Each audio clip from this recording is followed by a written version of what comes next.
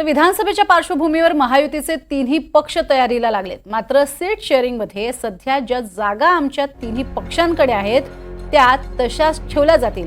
मात्र जर काही विद्यमान जागा बदलायच्या असतील तर त्याची मानसिक तयारी तिन्ही पक्षांनी केली आहे। आता त्याला लवकरच अंतरिम स्वरूप येईल अशी प्रतिक्रिया अजित पवारांनी दिली आहे। सीट शेअरिंग साधारण आता आमच्या तिन्ही पक्षाकडे ज्या ज्या जागा आहेत त्या त्या जागा त्यांच्याकडे ठेवल्या जातील। पण जर काही सिटिंग जागा एक्सचेंज करायच्या असतील तर त्याही प्रकारचं तयारी मानसिकता ही तिन्ही पक्षांनी आणि त्यांच्या मित्रपक्षांनी ठेवलेली आहे। आता त्याला लवकरच अंतिम स्वरूप दिलेलं आपल्या पाहण्यात येईल आणि त्याच्यानंतर प्रचाराची रणधुमाळी सुरू होईल।